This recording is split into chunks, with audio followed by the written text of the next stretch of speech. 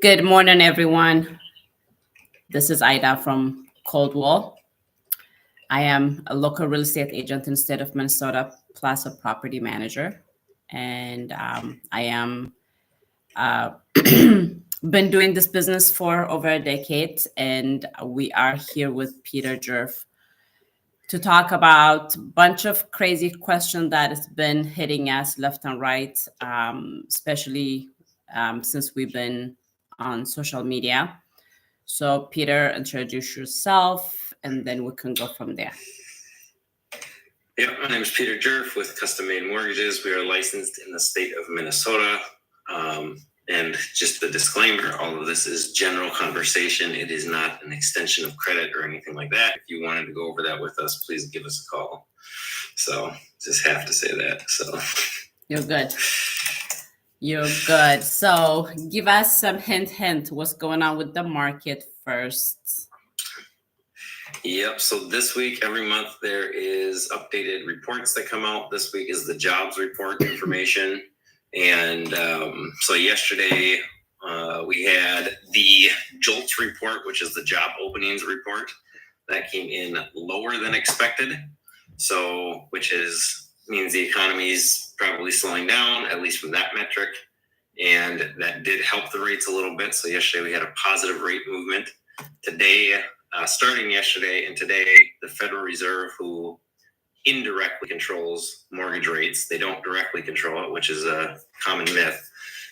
They set the interest rate for all the banks, who then set the interest rates for the clients. There's other things that influence it, but they're having one of their meetings that they have during the year. Started yesterday. It'll conclude today.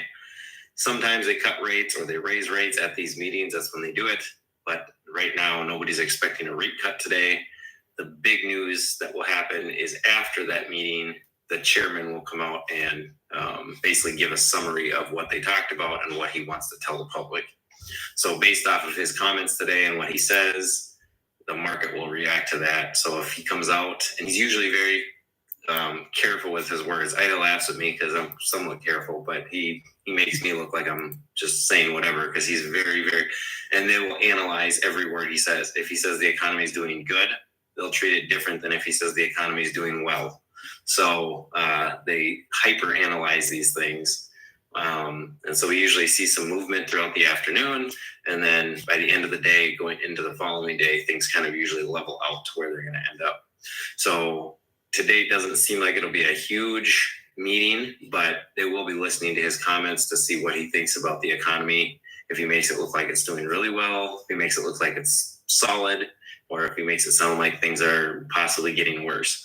If I had to guess, he's going to probably say, hey, we're aware of these things, but right now we think things look pretty good. That's has been his message recently. So, and then we also had GDP came out this morning, the updated GDP report. That showed last quarter, the economy had a 3% GDP, which is kind of the lowest you want for a healthy economy.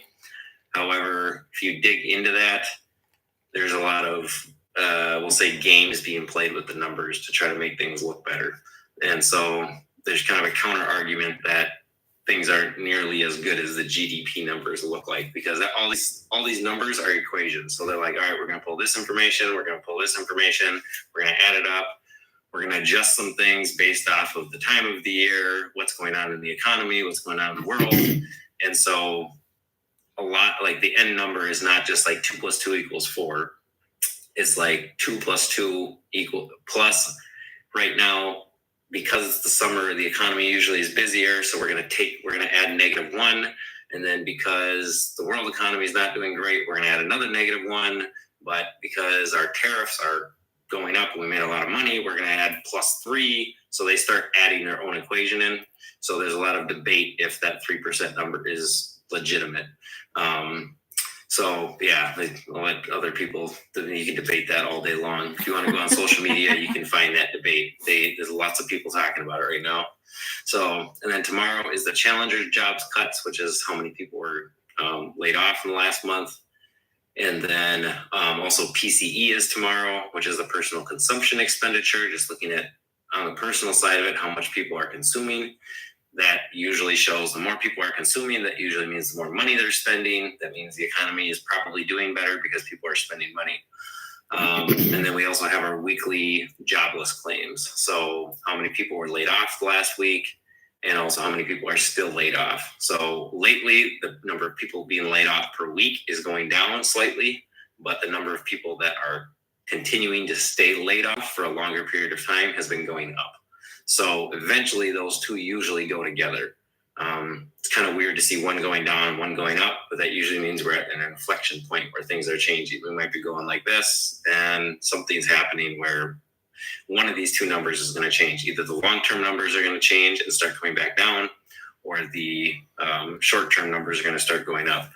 And based off of the things that I've read and from the reporters who report on this stuff, it sounds like the initial claims are going to be going up, because right now the number of jobs available, that JOLT report that came out yesterday, that is going down. So that means there's less job postings. And independent studies have shown that anywhere from like 25 to 35% of job listings online by companies are fake.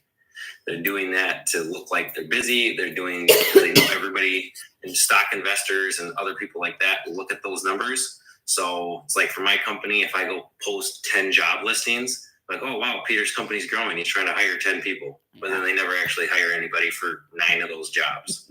But they know people are watching it. So if I want to look like we're growing, they can see that and say, oh, okay, we think Peter's company's growing. We want to invest in it, or, all the different things that you can do there. So there's a lot of, again, debate on how that all plays out. And tomorrow too, personal spending, personal consumption, those are separate specific statistics. Those are also coming out for the month. And then Friday is the big unemployment report. So they'll come out and say, did unemployment go up? Did it go down? Again, with all those numbers right now, it's kind of weird. Things seem to be for about the last 2 years, things just seem to be like this, even though a lot of us know people have been laid off. There's been a lot of mass layoffs. Microsoft, I think, has laid off 15,000 people this year. There's a lot of companies like that who are, for whatever reason, they all state different reasons, but they're laying people off. Some of them are replacing it with AI stuff and things like that. The other things that will come out on Friday have to do with the unemployment. So it'll be like earnings report, manufacturing, and then also consumer sentiment, which is that one I take the least seriously, because that's just asking random people what their opinion is of the economy. So if there's some good news that just came out, it usually goes way up. And right now we've been seeing it go like this all year. So I'd say that's the least valuable one, but people still pay attention to it, and it still does affect things like the interest rates. So, and then, and the other two things are average hours worked per week. So they look at that too to see how the economy is doing. If your hours are going up, that means people are needing to work more, which means businesses have more work, which means the economy is doing well. And then the same thing with earnings. So are wages going up? Are they going down? Are they sitting still?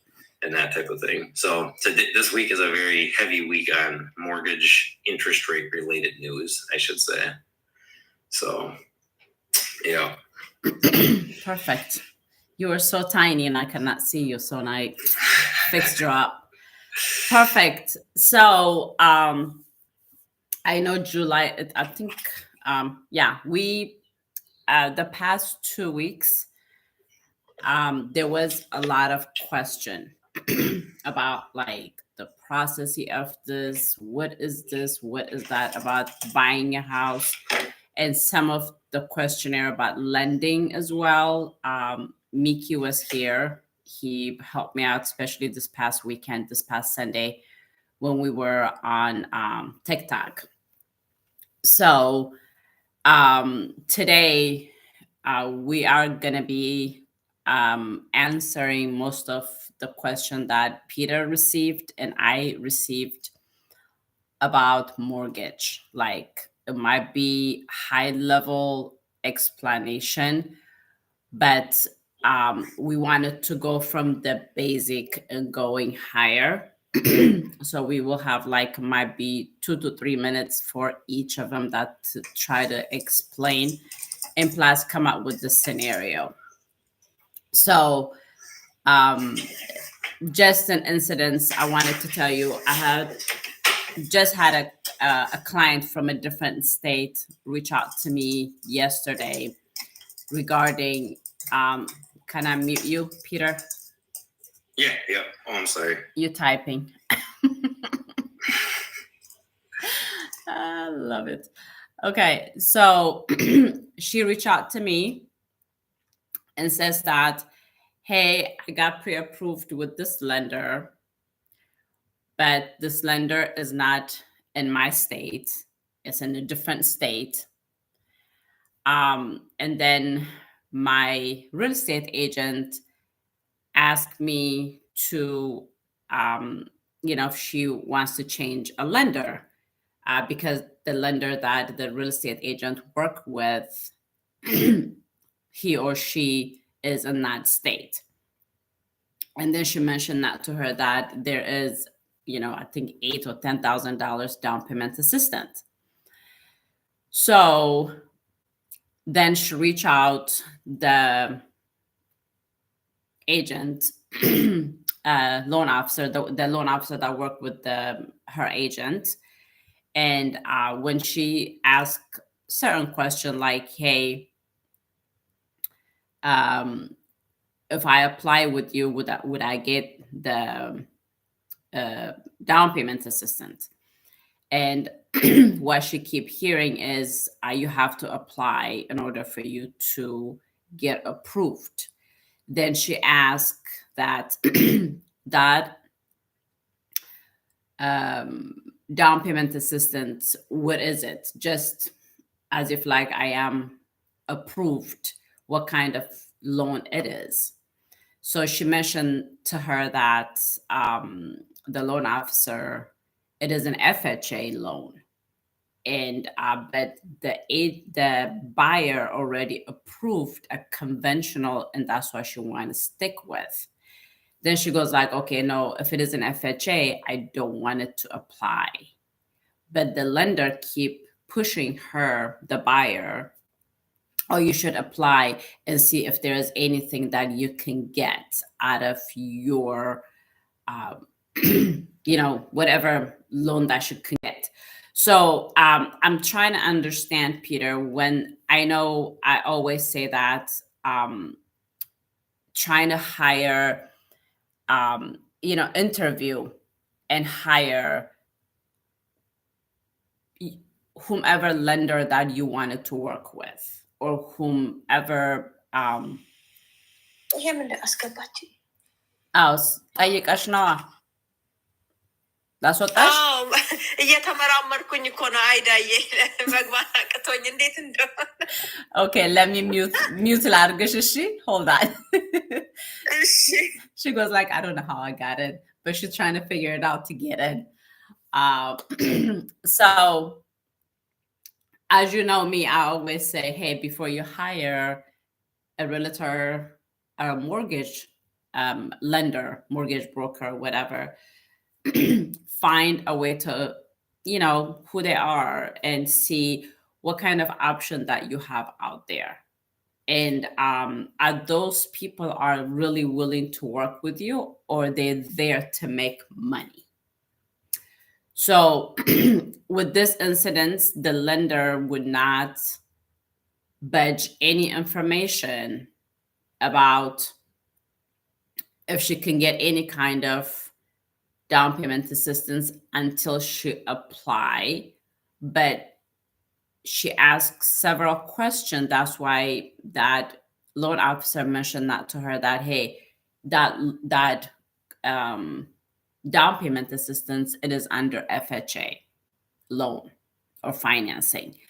So would you please, when we say that you should choose or interview your lender or agent, what does this mean to you, this actual incident?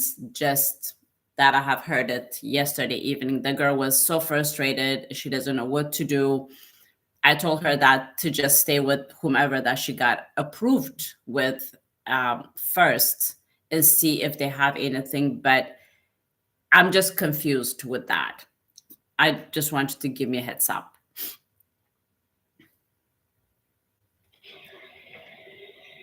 Yeah, sorry, just taking it off mute. Yeah, and just a quick question before I get into this too much. Can you hear me well on these headphones? Okay, I got new ones, so I just want to make sure they're not bad audio. So if I'm hearing you right, she applied with a lender. Yep. They told her she's looking for down payment assistance. So they told her apply to this program, which is an FHA program, and she's looking at other possible options because she'd rather have a conventional loan. No, she already approved with another lender out of state, whatever the state that she is in. Okay. The person who approved her, that they live in a different state or their business is in a different state. But she chose that. She wants to work local. And her real estate agent want her to work with the local lenders, or she prefer the same thing what I do. I usually, like, if they approved with somebody else, they will talk about what's in there that, we can make a decision if they wanted to stay or if they wanted to come with you, right? So with that said, but that program that her agent mentioned that to her, it is an FHA program, not a conventional. Okay. But the lender really pressure the buyer to apply if there is any program that she can get, but he would not, or she would not let her know if there is even such a program. Like, you have that $7,000 down payment assistance thing, right? So you will tell them, hey, okay, you don't have to apply, but if your credit is this, there is this kind of program, but you have to apply. But that was not, you know what I'm saying? So they want them to pressure to apply. And then after they apply, they stuck with that agent, that lender, and that is it. And they probably would not find that benefit that they're looking for. So how we can help these buyers that, when we say like, hey, choose your lender, how do we choose the lender? How we identify them that these lenders are, one, capable, two, they know what they're doing, three, they're not going to be slick. Yeah, so I would say, thank you for explaining that more. I guess now I think I got what you're saying. So the truth is, before even just answering the question, and this is not mortgage company specific, this is every business in the world, and this has been going on for, especially very aggressively, for at least the last 5 years, and the big companies have been doing this for almost the last 20 years.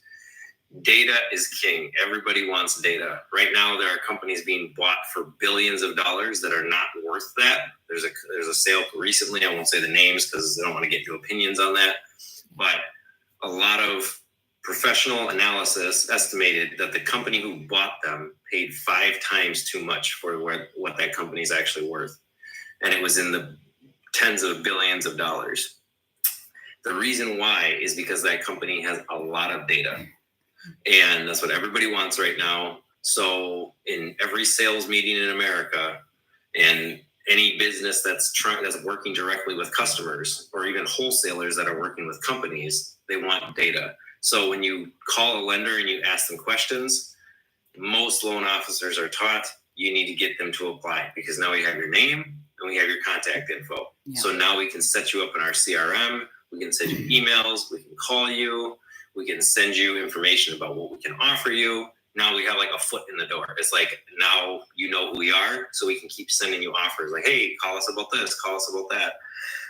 So that's every company in business. So me personally, you can usually only focus primarily either on quantity or quality. Obviously, every business wants to close as many deals as possible because you're going to make more money. But the whole reason they're asking you to apply is because they want you to get that information on you, and then they can work on selling you, even if the down payment assistance program she's asking for is not something that she would want to go with. So if I get you to apply, if Ida calls me and says, hey, about this down payment assistance, what's this like? And I say, hey, just apply and we'll see if you get it. That's number one. They want your data. Number two, sometimes loan officers don't know every detail of the program themselves. Yeah. We should, because we're supposed to be the expert. You're coming to us for information. but sometimes they don't know everything. And so they're not as confident to give you all the details on what's going on. They'd rather get your application, send it to the person who works on the down payment assistance. That person will review it, come back and tell the loan officer they qualify or they don't, or they're close. Here's what we need to qualify. And then the loan officer is going to tell you that. So at bigger companies, loan officers are pretty much purely salespeople. That's, like we're a small company. I do everything.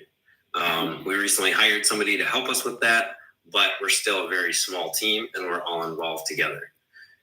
Big companies, when you're a loan officer, you have step 1 through 4. You talk to the client, you get their information, you work on the pre-qualification or pre-approval, and you can have a loan officer assistant, you can have a processor, you can have a manager, you can have a VP. It's very common to have up to like 6 to 7 people on one team working on your file. Personally, I think that's too many people and things get watered down. So again, getting back to this down payment assistance application, that could also be the issue where the loan officer might not even know every detail. And so they can't tell the client. I personally would say that I think usually they're trying to get you to apply because they want your information in the system. But that could also be it. The third thing is if it's a very in-depth down payment assistance, there could be things that going over it would take, 30 minutes to try to go through all the options. But on my end, and I just heard me tell clients this is like, once you do this for a while, you start to like say the same thing over and over again because you find a good way to explain it. I always tell people, just purely from my perspective, I always want you to apply and send me your documents because then I can see the whole picture. But I'm also a consumer in many other areas, and I don't always want to give my information to somebody if I have a question. So I might call you and say, hey, I just have a question. I don't want to apply yet. Can you answer this? And personally, if they tell me, oh, you got to do this and this and this and this, I don't like that because I feel like you're trying to manipulate me. And so I'm probably not going to talk to you anymore, even if I'm interested in what you offer. But again, that's my personality. Not everybody's like that. So when I talk to clients, again, I tell them, just from our perspective, I would love to have all of this because then I can give you more detailed answers. But if you're hesitant or you just want to know the basics, sure, I'll give you the basics. But I'm definitely not going to promise you anything. Well, we never promise anything, but we're not going to even try to get too specific because we don't know for sure what all the things are that play into that, all the variables that play into your approval. So that's again, I'm guessing right now because I don't know this lender, I don't know this loan officer, and I'm not trying to talk bad about them, but it's very common in the industry.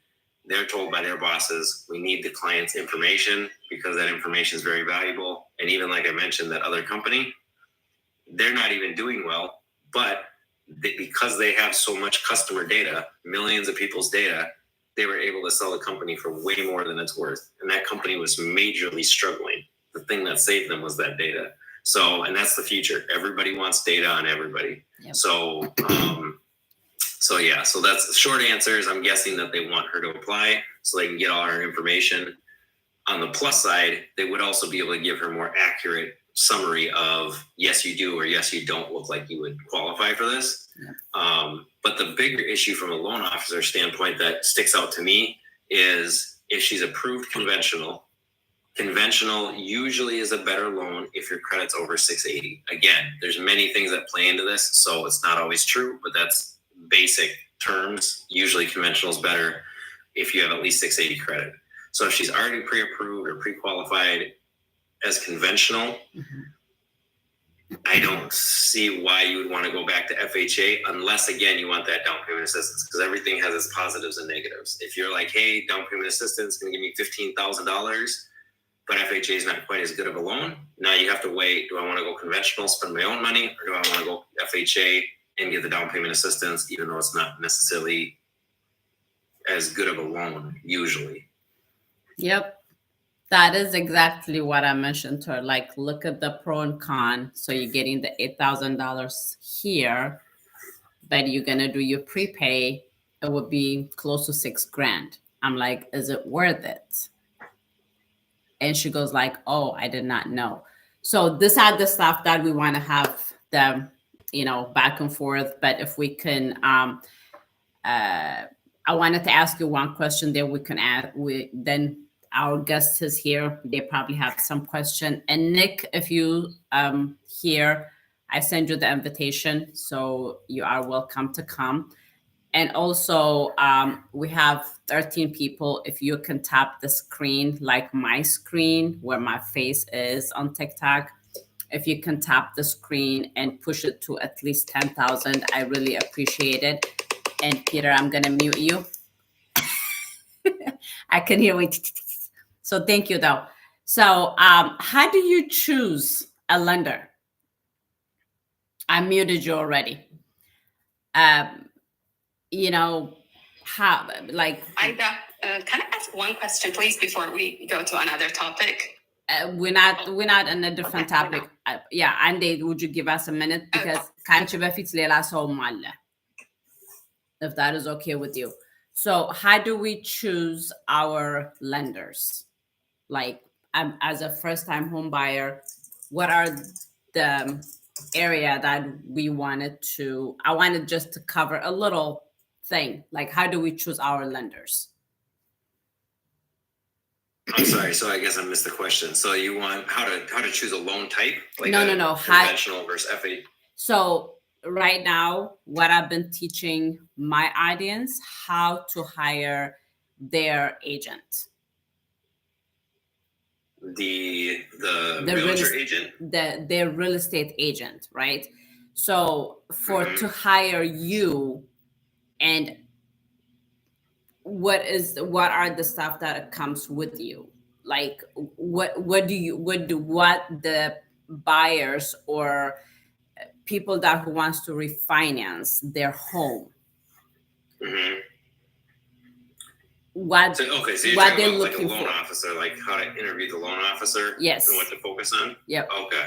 Yeah. So first and foremost, I always like to remind people, loan officers are technically salespeople. So we brand ourselves as advisors. Good loan officers are advisors. They're not desperate for sales because they're usually successful and they don't need one more client. You don't need to be desperate to try to make one more sale. That's usually people that are desperate, usually it's because either they're not committed or they're not good at what they're doing, or they're just new at it. But again, when you buy a house or you purchase property, you want to go to somebody who's truly, an expert type person who knows what they're doing.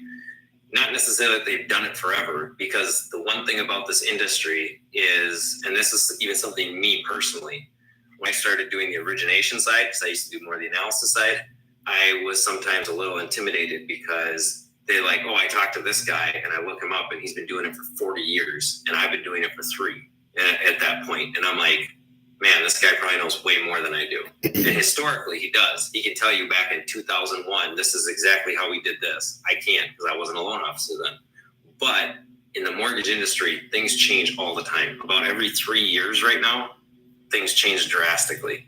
The way we did loans in 2019, very different than the way we do them now. Some things are more strict, some things are less strict. The way rates are calculated, everything, like major changes, and it's going to keep happening. There's a lot of changes that are in the works right now too. So you not necessarily want to go to somebody who's done it forever, but you want to go to somebody who's a student of the, as they say in sports, the student of the game. Somebody who's constantly staying up to date on things. They're staying educated on the changes, and they're personally committed to doing the best job possible. So if you call in and you talk to somebody that just goes through it sounds like they're going through a script and they can't answer questions and they just tell you just apply.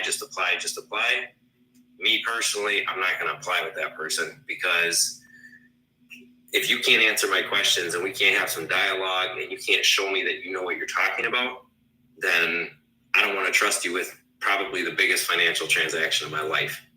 And that's, again, where these big companies come in. They hire call centers worth of people. And I know, I had a buddy who did that. Right when I started this company, he started his company in Michigan. They hired, I think they had almost 100 employees straight out from the gate. Wow. I started with my brother. We were originally supposed to have 4 people. Some things happened. But anyways, there's a couple of us. We focused heavily on quality. Every loan, we wanted to do the best job possible and make sure that we're educating our clients, not just making the sale. So even for, like I said, we just hired a manager to help take care of, especially the day-to-day operations, compliance, that type of thing. She's very good. I've worked with her for a long time. Honestly, I never thought we'd be able to afford somebody like her, but she wanted to join us, help build the company. And so, but that's been a major focus for us, is the quality aspect of it. What can we do better? How can we do things better? The bigger companies, they like to hire a lot of people, like I said, put them in a call center, give them a script, read the script, here's what you tell them. And if you get too far off that script, you can start to tell that they don't know how to answer the questions. So that's like a McDonald's experience, in my opinion. Not necessarily bad. Maybe they'll give you a slightly better interest rate, or maybe they'll give you some type of promotion. But again, for me, when it comes to finances, I want to talk to somebody who's very good at what they do, because this is a huge financial decision. It's not like, I always tell people, it's not like buying a pair of shoes. If you buy the wrong pair of shoes and they don't fit well and they cost $60, you're like, oh, well, whatever. But you buy a $400,000 house, and there's all these problems because you got a realtor who is just trying to get you to buy a house and didn't care about the quality of it and didn't give you good advice, and they're just trying to get paid. An officer who's just running you through their script and passing you on. Now all of a sudden you become kind of the product as opposed to the client. You're paying everybody in the transaction, so they're working for you. And again, you don't want to abuse that and be disrespectful, but do remember that, because you're not going to have 5 loan officers. You're not going to have 5 realtors. You're going to only have 1. Yep. And then you want to stick with the one that you're with once you vet them. So you want to interview them, ask them questions. On the loan officer side and the realtor side, I'd say in general, ask questions that you care about and that aren't necessarily just the basic questions like, what's the difference between conventional and FHA? Tell them, here's my situation and here's what I want to do. And they should be able to help you, kind of guide you through that. If like a big thing too, and this is understanding you as a client. If you call me and you're like, I want to buy a house, and I'm like, okay, here's what you need to do. This is the type of loan you're going to get, everything else.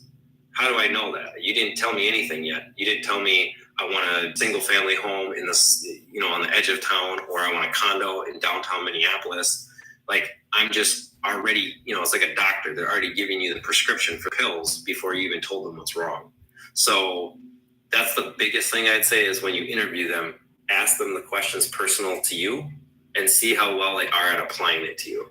And like me personally, I'm not a big salesperson. So if you call me and I don't know the answer, or I tell you, like, what's my interest rate? Everybody's interest rate is different. If somebody tells you it's this, they're probably giving you a general estimate, or they're giving you the best possible interest rate, which means you're putting a lot of money down. You have a very high credit score, and everything's very smooth and easy.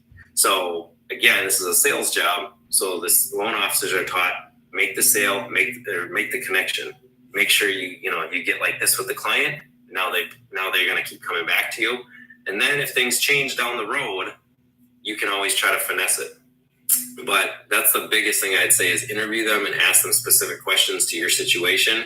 And they should be able to balance it out and say, okay, in this situation, if this applies, because again, they don't have your information yet. Yep. They'll say, if this applies, we could look at doing this. For the down payment assistance, usually there's income requirements. And there's many types. In the Twin Cities alone, in Minnesota here, I know there's over 50. There's some for the city level, some at the county level, some at the state level, and some federally backed from the U.S. government. There's also lender programs, like the $7,000 program that Ida mentioned that we have. That's a lender program, so it's specific to one lender. And there's many different ways, or I guess terms and requirements for each one. And so, yes, the other thing too is a loan officer is not going to have all 52 memorized, but they will have kind of their own cheat sheet and tell you, yep, for this one we need this. Okay, like the $7,000 one in Minnesota here. Basically, it's about $100,000. If everybody on the application combined income per year is over $100,000, you're probably not going to qualify for that one. Again, we'd want to look at it and assess it, but that's an income requirement. There's one right now where people can get up to $32,000 a year. It's paused right now. It's been paused for about 2 months, so hopefully it's going to come back soon because they got so many applicants. But that one, you couldn't make over the area median income, which now is about $131,000. So if somebody made $200,000 a year, they wouldn't approve them because they say you make too much. We're not going to be giving this money to you. This is for people who don't make as much. Sometimes there's credit things. You have to have a credit score of a certain score. Sometimes you have to live in the state for at least 90 days prior to the transaction. You can't just move here from like Virginia yesterday and then use the program. But again, every program is different. So they could be able to give you information and tell you that. And if there is something that is very specific, then we can also tell you, hey, we got to be able to get the full application to see this because it's very nuanced. But again, be able to explain it to you. And, I'd say the same thing on the realtor side. They should be able to explain it to you. And if they can't give you a definitive answer, then they should be able to tell you why.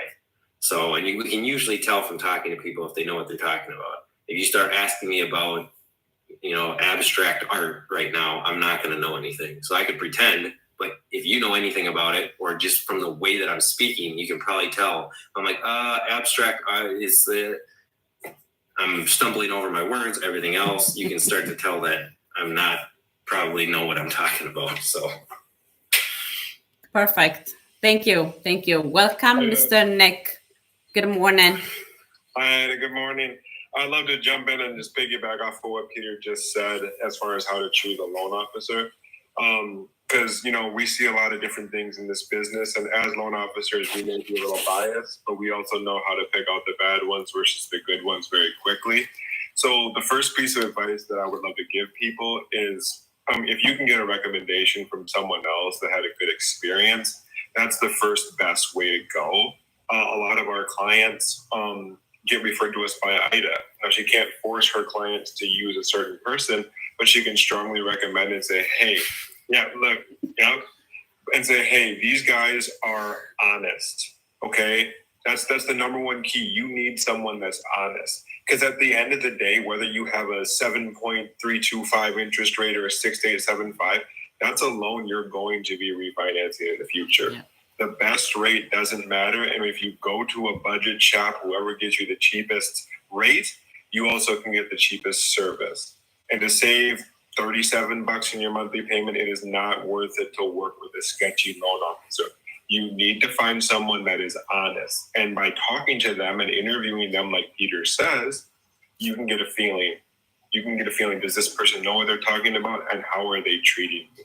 And we personally make it a point to treat our customers with respect, treat our clients with respect, treat our home buyers with respect, and to be patient, walk them through every step of the process and make sure they are not getting a bad deal. And if someone can find a better deal somewhere else that we can offer them, we're happy to send them that way. So I would say the number one key is to find someone that's honest. How do you find that? You interview them, like Peter is saying, you ask them questions, and you think about how are they making me feel. And you can tell more often than not when someone is being honest and when someone is full of crap. So that is my number one key. Perfect. Yeah. Thank you. Perfect. I was just going to say, you made a really good point, Nick, too, that I forgot to mention is referrals. If you work with somebody and they had a good experience with somebody else, it's not guaranteed, but it's highly likely that, they can tell you, hey, I went through this process. This is why I liked working with this person. I'd also ask them that too. Why do you like working with them? Because flattery is really big in sales too. So some people just tell you what you want to hear all the time. Exactly. And, but yes, I would definitely ask for referrals. And then, but again, do your own homework. Don't ever blindly believe what somebody else says. So yeah. Thank you. I think Faith just dropped, but if you're still down there, please come up. Good morning, Mahalit. Sorry we hold you hostage for a minute. You can unmute yourself, and if you have any question, please go ahead. And plus, if you guys can tap the screen and move it to at least 5,000 to 6,000, then it won't stuck. I don't know if Faith dropped or if the app dropped her. You can unmute yourself, Mahalit.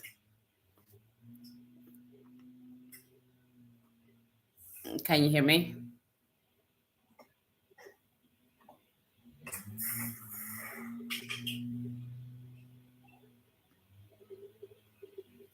Mahalit? There you go. Yep. ሄሎ አይዳዬ Hi. ይሰማል?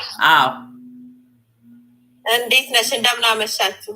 እንደምን እኔ ኢትዮጵያ ሆኜ ነው አጋጣሚ እንትን ስል አየሁሽና ነው እንትን ያልኩት። ቴንክ ዩ ቆንጆ። ጥያቄ አለሽ? አሜሪካን ሀገር ቤት መግዛት ሀሳብ አለሽ? ድጋሚ ኦልሬዲ እንግዲህ ቴንክ ዩ አንቺ ኦልሬዲ ሄልፕ አድርገሽኝ ገዝቻለሁኝ። ግን አሁን የገዛሁበትን ታይም ታውቂዋለሽ።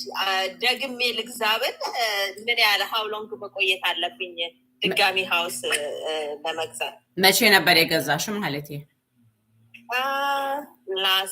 almost 2 months ሆኖታል። Yeah, 2 so months. you might need to wait.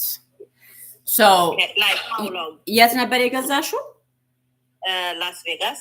ላስ ቬጋስ። ኦኬ። ኢትዮጵያ ሄደሻል አሁን? ያ ኢትዮጵያ ነኝ ያለሁት። She just bought a house 2 months ago. I helped her out and she bought it in Las Vegas. She's in Ethiopia right now. Not so sweet. So she goes like, if I wanted to buy a house, can I buy again? There any limitation? And I'm not for sure. So እንጠይቃቸው እስቲ እነሱን limitation እንዳለሽ እና እንደሌለሽ። እሺ? Okay. Go ahead, you guys. Is she trying to buy so the last house she bought was a primary that she's living in, and she's thinking about buying another primary? So ቤት መግዛት የምትፈልጊ አሁን የምትኖሪበትን ቤት ነው የገዛሽው አይደለ? Yes. Okay.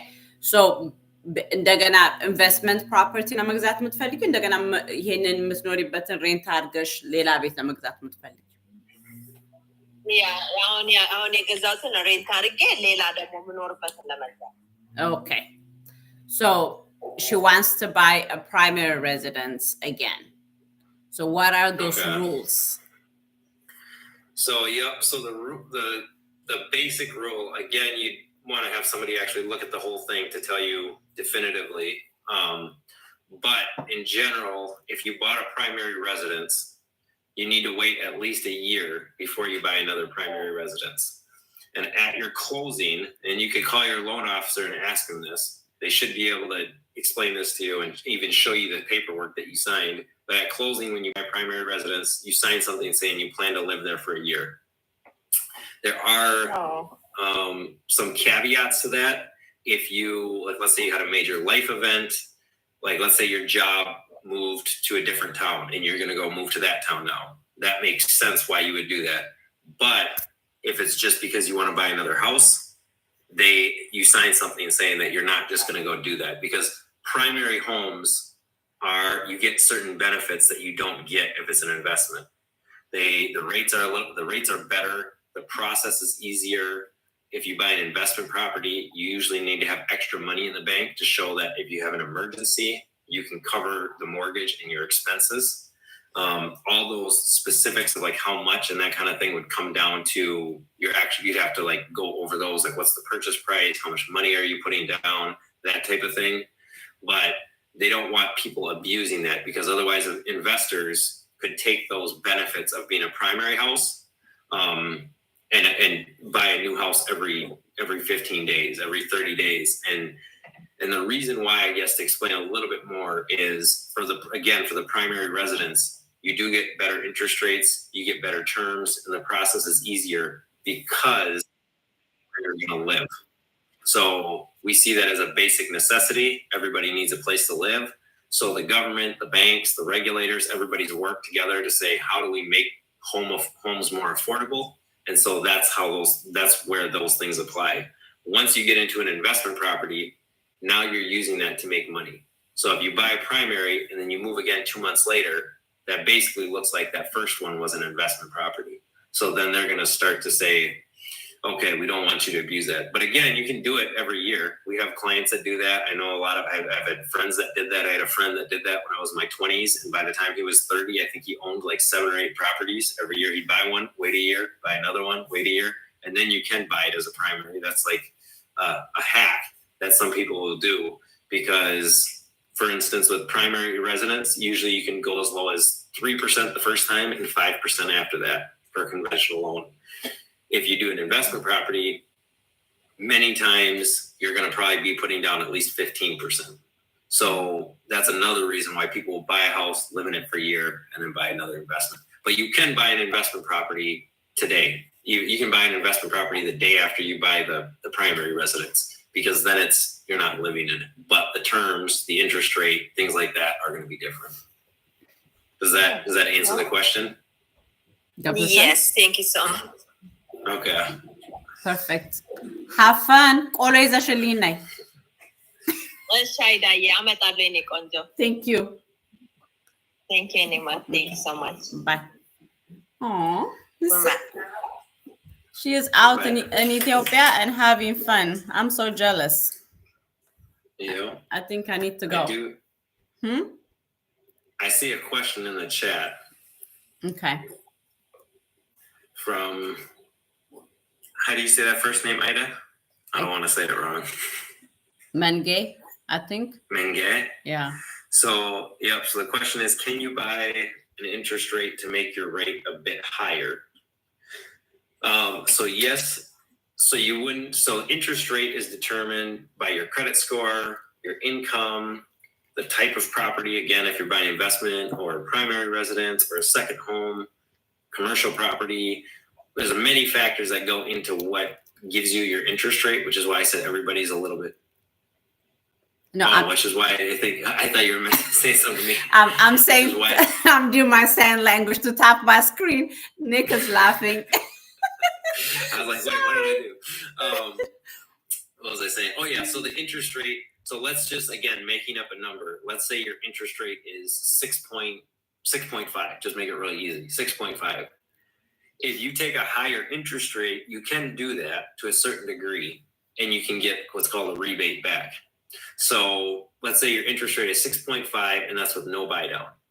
You can pay money and get a lower interest rate. So if you want to buy it down to 6%, it's going to depend again on the loan amount and things like that. But let's just say the buy down is $5,000. Again, just making up random numbers, but let's just say $5,000 to buy it down. If you go from 6.5 to, let's say, 6.75, you might get a rebate, a lender credit of like $2,500. So if you wanted to try to lower your closing costs, you can do that and take the higher rate to get that $2,500 credit. Now, this is very common with refinances. It's not as common with purchases, because purchases, usually the numbers, at least with the rates where they've been the last few years, are tighter. And also, if you take the higher interest rate, your payment's going to go up. So you have to weigh the pros and cons of that. I built a calculator. As far as I can tell, we're the only loan company in the United States who has this calculator. We are getting our website, should be done very soon. We have it on our current website, which is not nearly as good as the new one will be, but the calculator is on there. And in the refinance world, some people will call it a no-cost loan or a free refinance. It's not a true free refinance. It's exactly that question.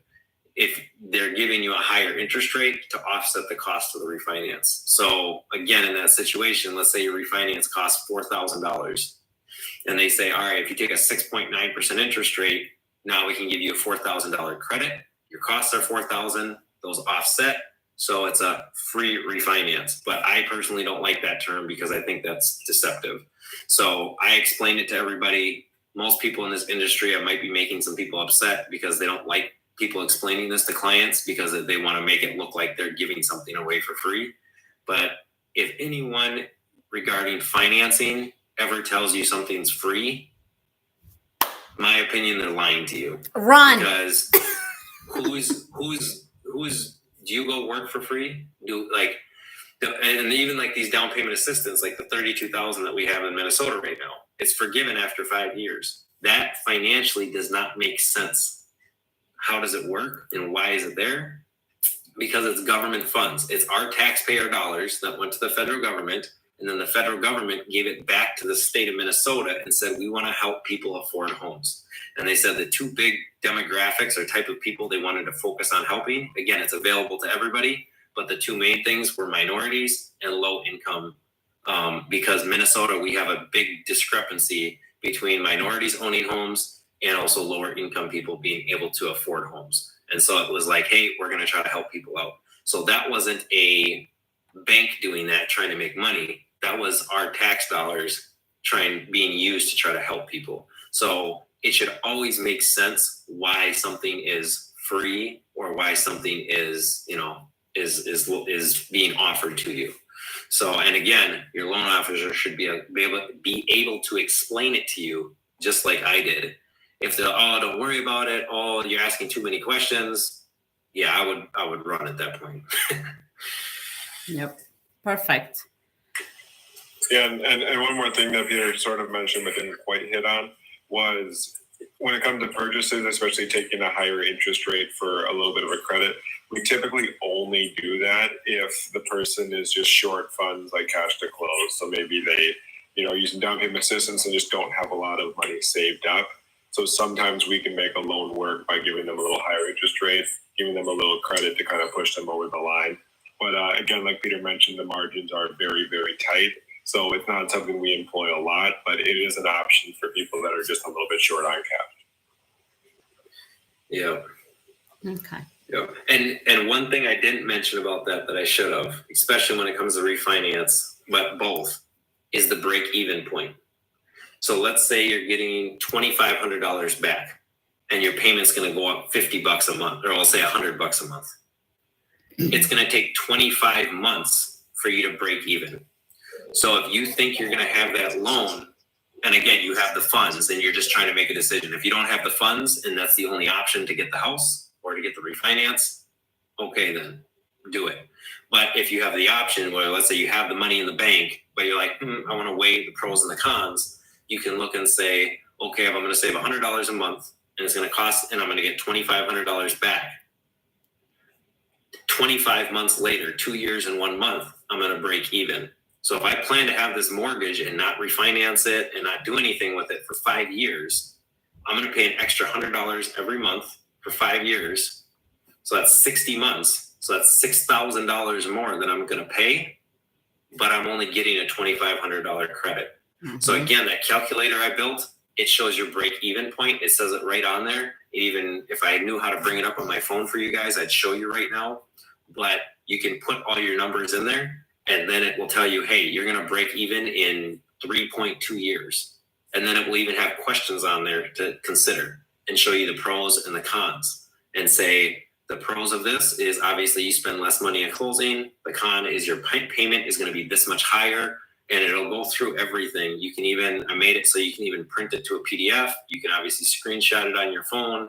And if you want to, you can call us too, and we can do it for you. But I created that tool because, like I said, I know the guy who unofficially started that back in the 80s, and even the calculator he has isn't nearly as advanced as the one we have. So this is a way for, because I'm a big fan of doing my own research and checking things. I don't like to just trust people blindly. So this is a way for you as a consumer to be able to check it yourself and not have to call me or have to call Nick or just trust us. You can actually see it yourself, and you can change the numbers and everything else. The big thing with that is just make sure you know what your estimated closing costs are and what the two different rates are. So, but yeah, if you're interested in that at all, I can show you guys more. And I will be making a video about that. We're going to be posting a lot more content soon. And I will be making a video breaking that down. We'll upload it to our TikTok, or the company and mine. And Nick can upload it to his too, just explaining how to use that tool. So yeah, I'll make sure we post that soon. Perfect. Thank you. Thank you both. Gala, good morning. Good morning, everybody. Hi. Hi. Hi. I want to double call for me from Ethiopia. I know, right? I order her to grab me some snack from Ethiopia, the mahalet, and she said she wants another one too. Yeah, you're gonna help her. She needs at least something. We miss that. Thank you. Thank you, everybody. Peter, Ida, and Costume. I don't know how to pronounce your name. Thank you for you guys for everything you guys doing. We're learning. I wish we know 10, 15 years ago all this, but it's okay. I just want to ask a few questions. I asked in my comment. I don't know if I did a good job or not. I don't know Amharic that much. That's why I'm speaking English, okay? Is it the 30,000 that you get from the state, is it depend on the state or is it all the state is my one question. I think I have 3 questions. Sorry to make a lot. And 2, for people, I had my house almost 12 years or 13 years. And at that time, I bought it cash. Now I'm almost retiring, but at the same time, I want to buy, a second house before I retire. I know I could afford it, the payment loan, but at the same time, I know it's better to do it before I retire. I can't buy after I retire. I've been renting it almost 9 years to 10 years. The house I bought from the start because it's far away from my job. Now I have a space to build. Is it good to take out some money and buy my main retirement place, or do you guys suggest to build side of it? What do you guys suggest?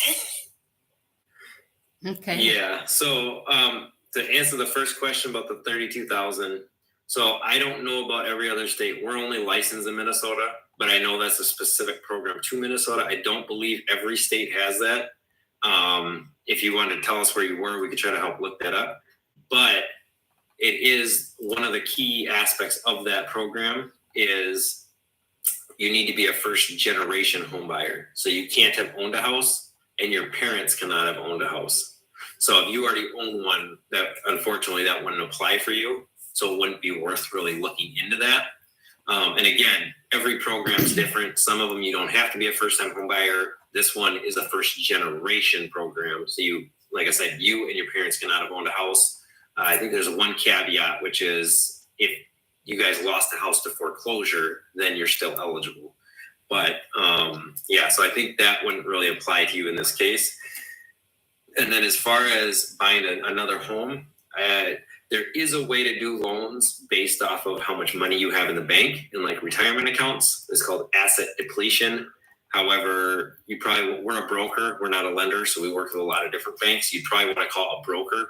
Again, I don't know what state you're in, but you'd want to call a broker to try to help if you were going to go that route. But usually you need quite a bit of money in the bank to be able to do that. I'd say, it all depends on the specifics, but usually you want at least $500,000 in the bank, if not more like $1 million.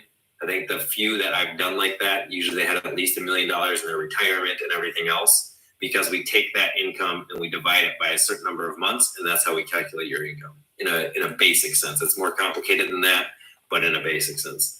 But for the more traditional loan, like you're talking about, I think it is a much better idea. And this loan is going to have a better interest rate than the asset depletion one I just mentioned, because those are through private lenders. They're considered more high risk. The traditional conventional loan is still going to be a better option. And you're thinking about it correctly, where you don't want to try to do that after you retire, because now you're going to have to try to show them, how am I going to come up with the money every month? Yeah. So that's a big thing. And then as far as like the down payment, if you have money saved up, you can use that. If your current house is paid off, yes, you could take out a loan from that. In your situation, because it's getting a little complicated financially, I'd say it'd be best to talk to a loan officer, find one you like, apply with them, give them your information. And then what we should be able to do, whether it's me or whether it's somebody else, is look at the pros and the cons of the situation if you were going to take out money from your house versus if you were going to try to use your own savings. Because again, if you take out money from your house, now you're going to have a mortgage payment on that, or you're going to have a HELOC payment or that type of thing.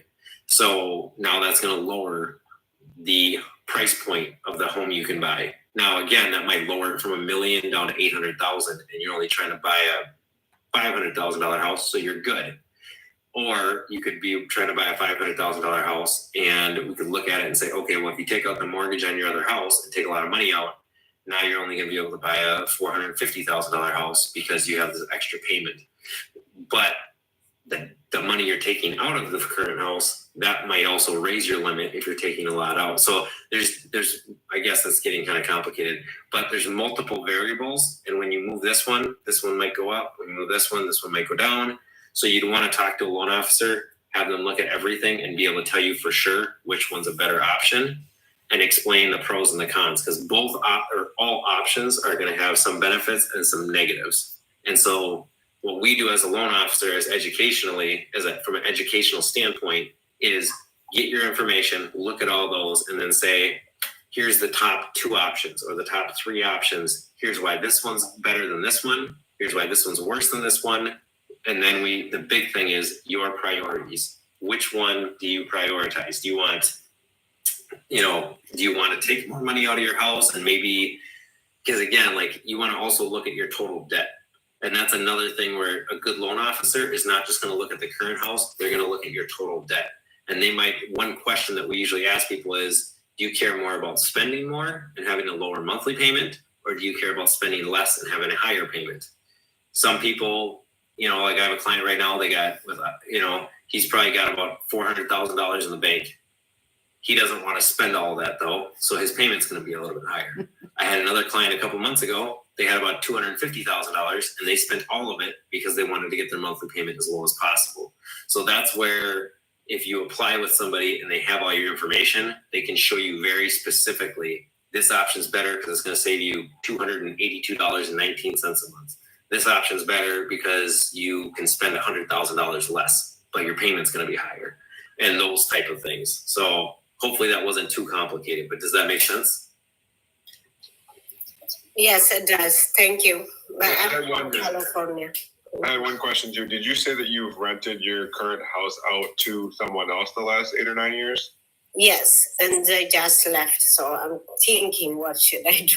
Yeah, so I mean, if you have a history of renting your current property that's already paid off, that you paid for cash, you can also get rental income. So even after you retire, you can use that rental income towards, being able to afford if you build or if you buy another house. And with the long history of rental income, so long as you have the proper agreements, you'll definitely get credit for that rental income. So whether you take out money, like Peter's talking about, you can maybe offset that mortgage payment if someone is renting that, or even after you retire, you can use that rental income to qualify. But again, like you're saying, you're thinking about the right way, which is to do this before you retire. A couple things that I would consider if I were in your situation, whether you're looking at building or buying, is, buying the right home. And a lot of the buyers that we get that are nearing retirement age are looking for one level living. They're looking for not a lot of stairs. They're looking for everything on the main floor, because as you get older, going up in these houses with multi-split levels, 16 staircases, it becomes harder to do. So whether you're going to build or buy, I would consider that. And then I would also say, okay, what am I making now with work? What will I be making when I retire? And then what my monthly payment, what I want that to be. And then you can kind of figure out the correct price points for what you can buy. But again, keeping in mind that you will get that rental income with your history of renting if you continue to do that. Yeah. And just to piggyback on what Nick said, the big thing with that rental income is make sure you look at how your loan officer, whoever you talk to, looks at how you're filing your taxes. Because if you've been doing it for that many years, you can claim more than somebody who, like Ida and I have a client right now, they're about to rent out his house. He hasn't paid off, but we can't give him the full rental income because it's a new lease and he doesn't have a history of rental. So we can only use it to offset his monthly payment on that property. Because you've been doing it for many years, we can give you full credit for it. However, it's going to be based off of your tax return. So if you write all that income off as expenses, you won't get any credit for it. And that's where, like Nick's saying, a good loan officer will be able to show you that. And if you're not doing it right away, like let's say you plan to buy next year or next spring, they can tell you, all right, when you file taxes next year, make sure this is how you claim your rental income. Don't write off all these expenses so then you get credit for more income, versus if you write it off, yes, you don't have to pay as much to the IRS, but now we can't give you very much credit for the income. So, because you have a few different things going on. So I don't want to give you bad information, but Nick made a lot of good points there. Ultimately, though, you talk to a good loan officer, they're going to look at all of those things. They're going to be aware of all those things. And then they'll go through it with you step by step and say, this is why this matters. Here's our options. This is why this matters. Here's our options, and so on and so forth. Okay, thank you very much. I got everything. Yeah. Okay. Yeah. Thank you. Thank you. Definitely. Thank you, Gala. Thank you. Yeah, and now if you need anything, reach out to me. My TOEFL, my actual number, I don't have it in my bio, but there is a 877 number in my bio. So we'll be able to help you out to connect with some loan officers, and that can help you to go far. And then you can level your, which way that you want it to go. And Ida, there was a question. All right, thank you. There was a question in the chat that was for you, I think. It said, is it a good time to sell the house? So I was going to let you talk about, being right before school, how it's a great time to sell the house because a lot of families are looking to move before the school year. Okay. Thank you, Gala. Yes, it is a good time to sell. It depends where you guys at. One, what state, and second, I always push my seller to put the property on the market before the school start. Otherwise, it will stay on the market a little bit. If it is like a crazy season right now, to be honest, in California, I think California, you guys are shortage on properties selling. I think anytime it will be a good time, but contact me and let's look at the area, what you at, and then we can see what are the market, the area that your property in. Then we can go from there. But I think California, you'll be able to sell. It depends where you're in, in California. If you're in the Bay Area, I will fly out. And if you're in LA, that's another thing too. So yes, contact me if you can. There is an 877 number on my bio. Then we'll be able to level stuff. Now, thank you. Good morning, Peter. Hi, good morning. How are you? I'm doing good. How are you? All right. So I was just listening to what you guys were saying. My experience as far as real estate is concerned is a little bit different. I purchased property when property is low. So I purchased a couple of properties 13 years ago, but I buy them cash. And right now my property, one I bought for $70,000, and now it's about $320,000. And the other one's just where I live on. All my life I've done that. I've even bought properties from quick claim deeds. In Hawaii, I purchased 6 acres, quick claim cash, right? Put a bus in it and lived in it. And now I also now have an acre, 10 acres in Seligman by Highway 66, close to Flagstaff in Arizona. Mm-hmm. I purchased that as well. But I buy cash.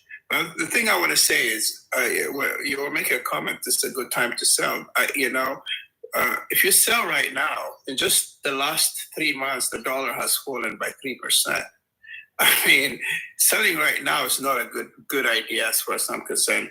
I don't mind because right now, if people are gonna buy, it's better to buy right now and buy under a loan, and hopefully that the wages will adjust to the inflation eventually. Then the payment will be feasible for people. But I just generally I don't recommend you get a loan from the bank and have a 30-year mortgage and buy a house, because you become a slave at that moment and you're paying interest to some bank for the rest of your life. That just, to me, that's slavery.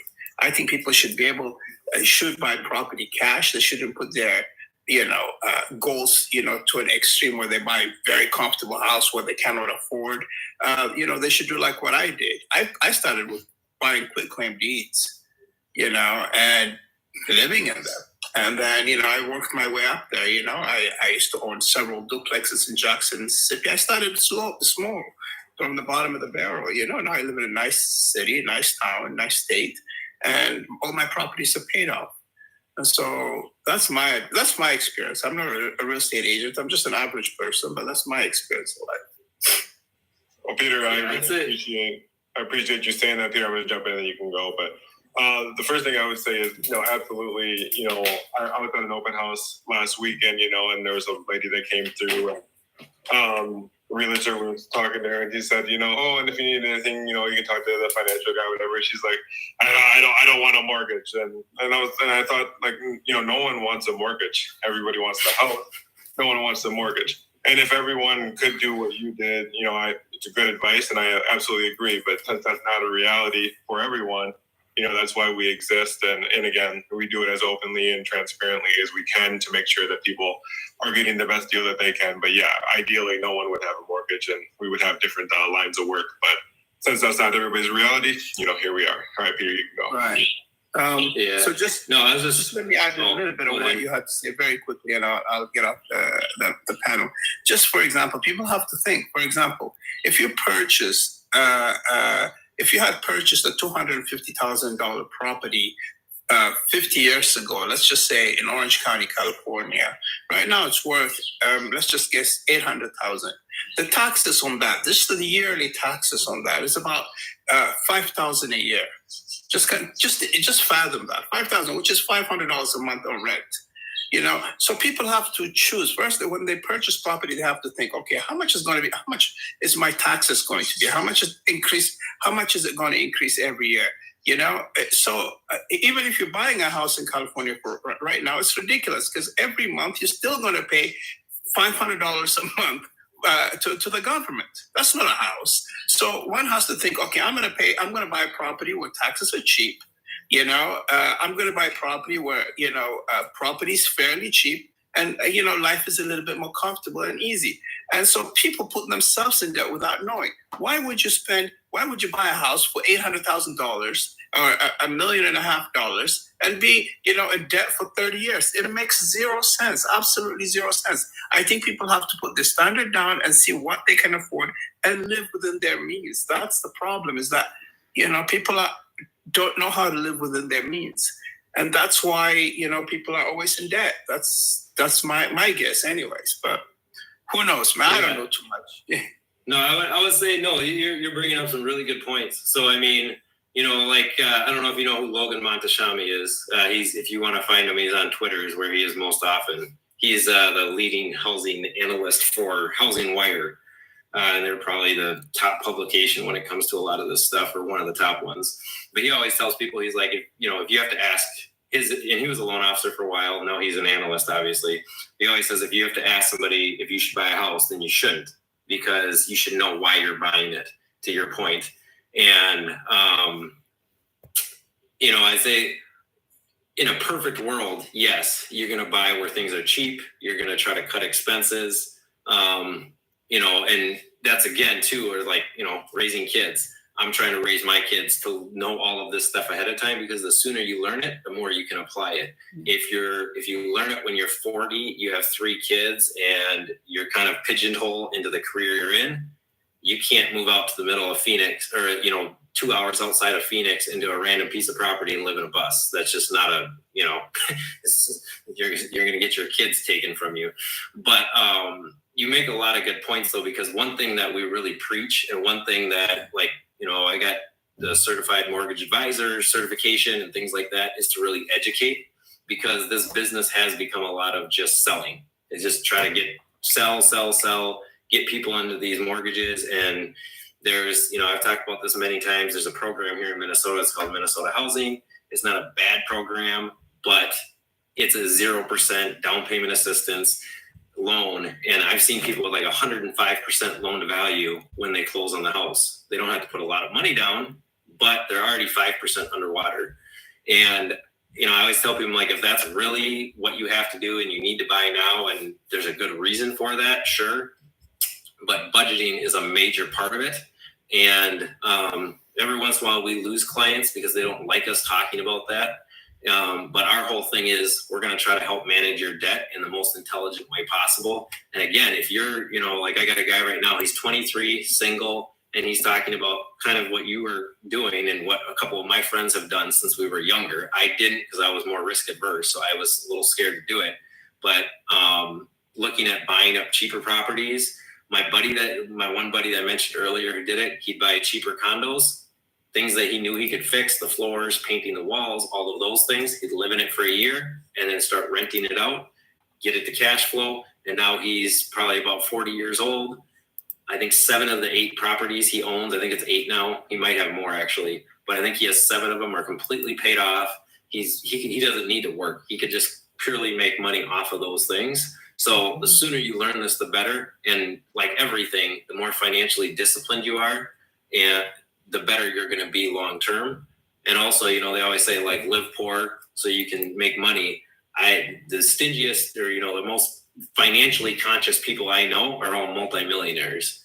And that's something we run into with clients too. We talk about, you know, what is a comfortable payment for you based off your finances, not just what is your maximum payment you can afford, because debt is a major problem right now. We're seeing that across the economy. Credit card debt's at all-time highs, student loan debt's at all-time highs, and this cheap money, or this idea of cheap money, debt, in, you know, like they always say, highly successful people, they use debt to make more money. They don't use debt just to subsidize a fancy lifestyle. So I think, yeah, those are a lot of good points that you're making there. And I honestly wish a lot of clients were more into that, because I get yelled at sometimes. They're like, hey, we don't want to talk about this. Just what's my max? We want to get the maximum possible and give us the house and stop trying to help us, you know, with the budgeting side of things. So it's a lot of good points.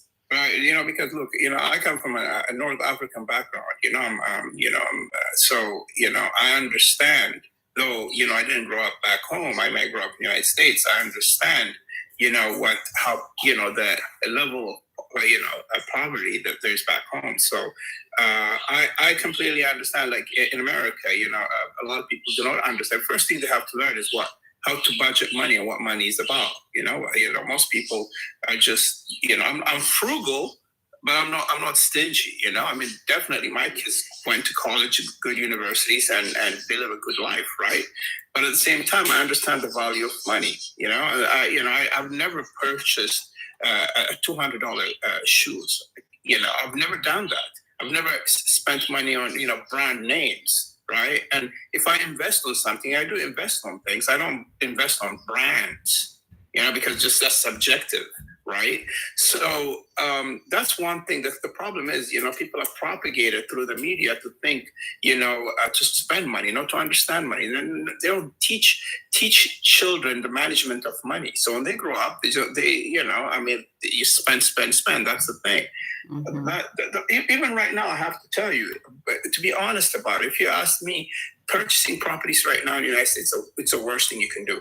You should invest outside the country, because this is an empire that's sinking. And even I'm thinking of taking my assets out, and purchasing in places that are going to be successful in the future. Because, you know, when an empire goes down, another one comes up. And so one has to think, you know, instead of nationally, internationally at this point. You know, I'm looking at, you know, as a matter of fact, I was speaking with a realtor in Zanzibar, because Africa is booming right now. In the next 50 years, if you're going to give your, you know, if you're thinking of, you know, future wealth for your, you know, your children, generational wealth, that's what you have to think on, is diversify your investment. And, you know, I mean, if you are 30 years stuck here, we're paying a 30-year mortgage here, I guarantee you're taking wealth from your family. You're not building wealth for your family. If you're going to invest for 30 years, my recommendation is you invest where things are going to grow, you know, not where they have peaked and they're going down. And so this is the way I think anyways. But anyways, I'm going to get off this panel because I talk too much, right? No, you're good. You're bringing up a lot of good things. So, I mean, another thing, to quote Logan, because again, I'd say he's probably one of the best analysts. He can be a little arrogant, but he's definitely a very good analyst. He always tells people your primary house, because I would say with purchasing a home, and I'm sure you've seen these statistics, whether you do it with a mortgage or cash, obviously cash is, you know, ideal if you can do it, is the quality of the life that you give your family versus renting versus owning a single family home. single family home from a psychological standpoint is massive for children's development.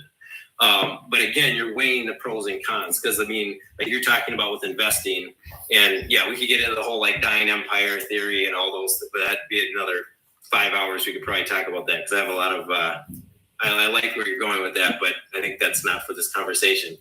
But, you know, in a perfect world, if we could, the best thing to invest in right now, or one of the best things they keep saying, is a data center. But you need a few billion to do it. So you and I, we're not going to be doing that because it's not a feasible thing. And so I think to your point is, to anybody listening, you got to start where you are. I have a friend that had 24 years old. He had hundreds of thousands of dollars. He had 2 homes that he had. I think one was paid off. One was in a very prime location. Anyways, he was very financially well off, making tons of money, and he lost it all because he made some very bad decisions and he got a little arrogant with it. That's one route that sometimes people end up in, and they have nothing left, and you got to build back from there. If you're somebody who hasn't really paid attention to this, I'm sorry about that. I got a call. If you're somebody who hasn't really paid attention to this or invested in this, then you got to start at square one. Because ideally, yes, you want to be able to buy cash, and you want to be able to look at where's the best place in the world to invest. I'd say a lot of our clientele with IDA is a lot more first-time homebuyer oriented. So we're usually focusing on like, let's set the foundation for your financial success and get there. But definitely never take your foot off the gas either, because everything has pros and cons. You take out a mortgage, you need to know that, you know, that is a real debt. That is probably one of the biggest debts you'll ever have. And one big thing we encourage people to do too is, if you can make a little extra payment, even if it's $50 a month towards the principal, you're going to save significantly on the interest. But yeah, to your point though, we need to get people on that path to understanding finances, because it hasn't been taught in school. It's not a common thing to discuss in the family. I know my grandparents' family, that was one of like 3 things that you never talked about was money.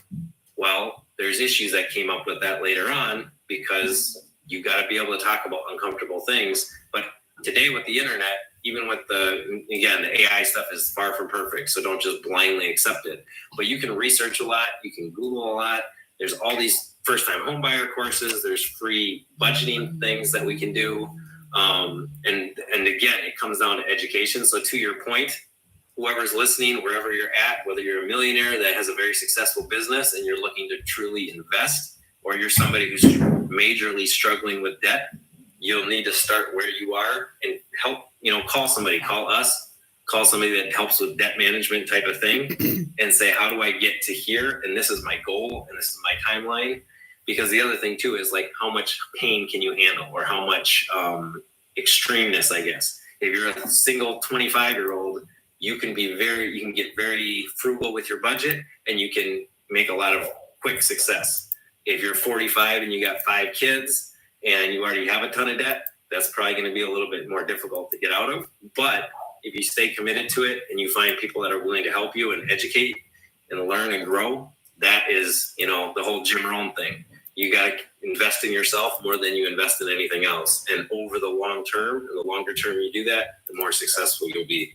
So, no, I really like that, Peter. You brought up a lot of good stuff. And obviously, like the name, too. So thanks for joining us. It's a fictitious name. So, all right. Well, hey, listen, thank you for letting me in your panel. I really enjoyed myself. And, yeah, I appreciate your time, the time being here with you guys, okay? Thank you. Thank you. Thank you. Can I, Peter, don't go yet. Can I ask him a request? Okay. Hi, Peter. Hi, how are you? I don't know if you remember my voice. We talked before in a different situation. But I know you live in my area. And as you know, they don't teach them even in high school or college that much.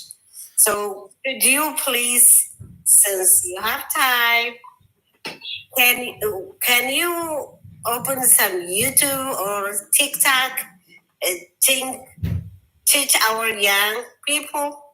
Really would help, because we are, I'm very older than you, or actually almost the same age, but at the same time, about the culture, how to talk to the young people. So I suggest, if it's possible for you, you open about investment because you did it. Okay, and for some people who we didn't do it, I don't think they listen to us that much. We try to push our children, young adult children. Some of them they're doing good, especially the Habesha. But the one who was born here is getting very difficult, so we need help. That's what we're trying to say. Thank you, guys. Yeah, look, what I believe, even to my own kids, necessity is the mother of invention, and people take their own path. You can't, the way what works for me doesn't necessarily mean it works for everyone. All I can just do is I'm telling you guys what I did. I'm a great believer in, respecting everybody's path. There is I don't believe in there's anything such as a bad path. It's just all experience, because it all ends up in the same thing. We're all come to this world and we're all going to leave this world. From the homeless guy to, the multi-billionaire, people eat 3 times a day. The key is to be happy. If a person is happy, that's what's important. For me, it was important for me because when my first son was born, my wife wasn't, resident. She had just finished the university, and she only had 1 year left or something to work as an intern, and then she had to go back. So, that was the time that I was motivated. I looked at myself and said, well, okay, what kind of life can I give my child? And that motivated me. Everyone has their motivation. So, when you're looking at the young people and saying, oh, they're not doing well, no. They're not doing well from the way from your point of view, but to them, they are doing well. And, I have no, I have no right to, judge them or put my principle and ideology on them, all life is viable. Every way of life is viable. So I think I have a different opinion. I think the young people that are born here are doing just as good as the people that came here. They're just living their life. You're going to have in life, it's many colors. It's like a garden. You have, roses, you have tulips, you have dahlias, that's what life is. You're going to have people who don't do well financially, but who sleep well at night, and you'll have people who do well financially, but they're miserable. So you just have to accept things for what they are. You can't change them. But the only thing I want to tell my people is, is that if you look at, for example, investment in a house in Ethiopia and compare it with a house in United States, you can't buy a house in Addis for less than $500,000 US, a decent house. This tells you that the currency, the whole economy is changing around the world. I think it's best, for instead of you putting 30-year mortgage and paying mortgage here, it's best to purchase property over there, because Africa is growing. It's growing by leaps and bounds. In the next 20, 30 years, Africa is going to be very, very wealthy continent. So whichever country in Africa you feel comfortable at least invest there so you can have generational wealth.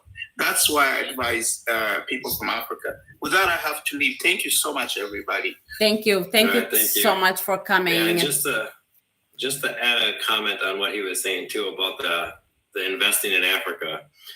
So recently I was on a panel. I'm trying to remember the name. Actually, I might have it right here. I don't know where I put that.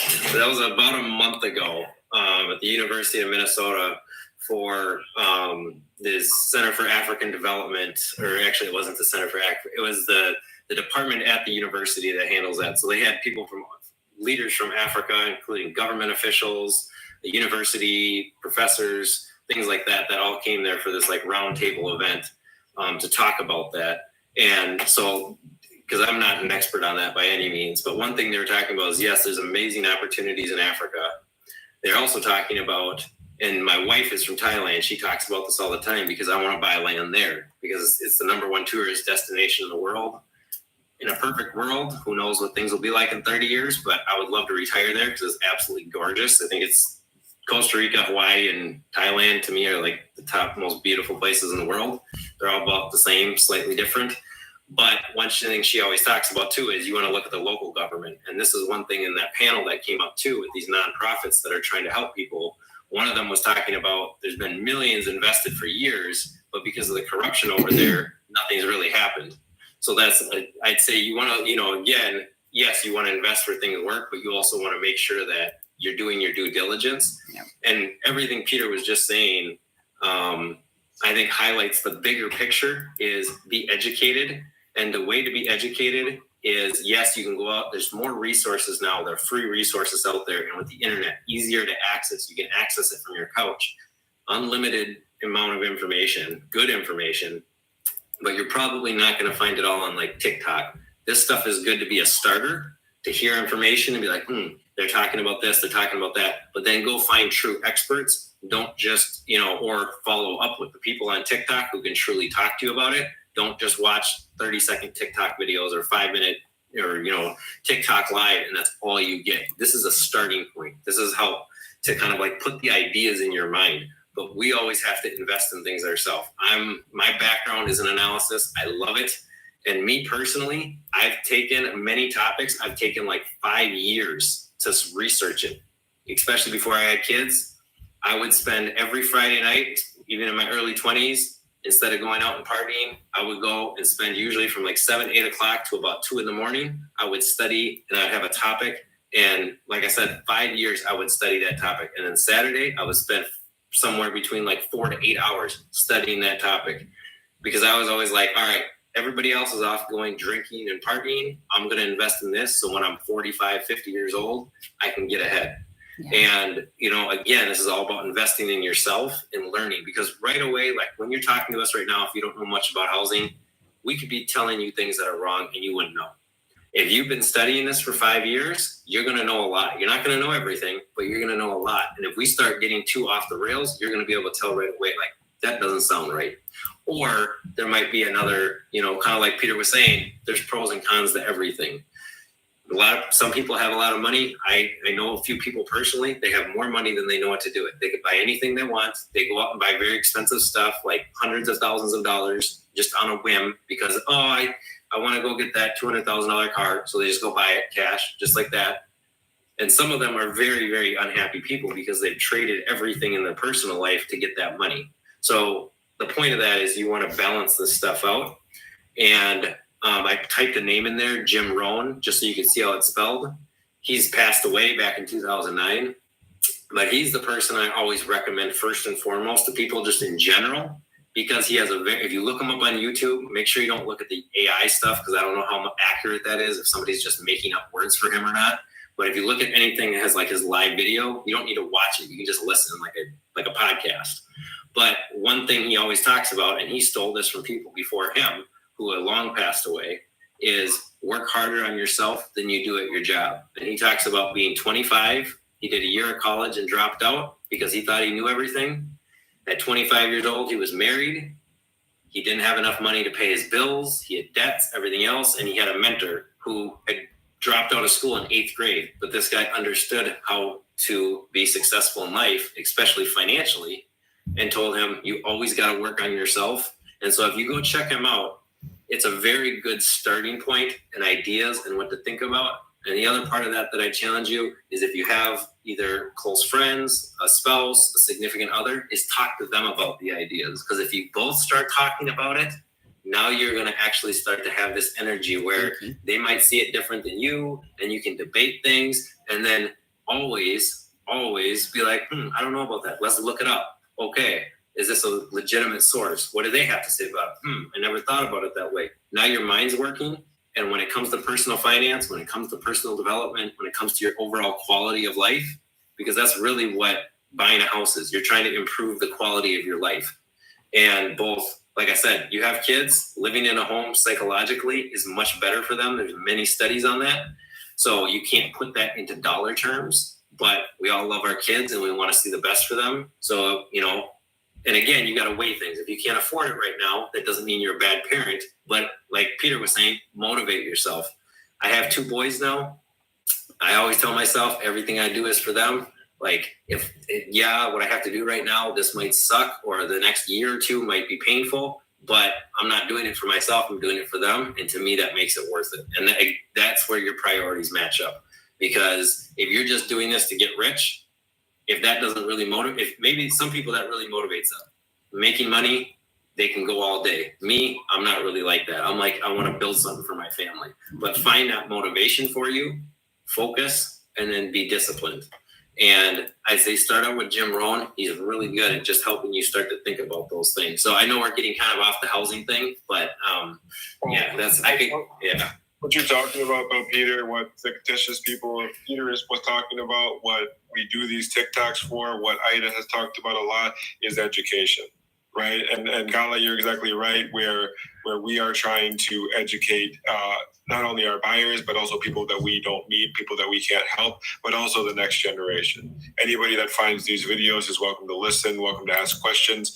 And I just talked about, getting to schools, educating, the kids in high school, kids in middle school about credit, about the importance of that to be set up for life. So everything that everyone's talking about here is education. That's why we do these TikToks. We take 2 hours out of our workday every Wednesday for the educational purposes. And I just try to reach our community. We're trying to reach anybody that we can help. But yeah, the main key, if you walk away with anything from this TikTok, is education. If you don't know what to do, reach out to us, reach out to Ida. We'll get you started somewhere. But we are always happy to be here as a resource for you. So Ida, I'll kick it back over to you. Perfect. Yes. Before I go to Rahel, I understand what Peter said, and I am on his route, what he is doing to invest in Africa and all that. I think we all do that. I think 70% of Ethiopians already invest property in Ethiopia, and they know this part. But to be honest, the economy even there is not stable. I am planning to do the same thing, Mexico or Tanzania. But is it feasible? Possibly. But you have to have money to go and invest some other places. And you have to show some skin in the game. You're just not going to go and just invest. Our brother Peter came in, he purchased his properties way back in, might be 20 years ago, a $70,000 property or $80,000 property. But right now, those property, they're not there.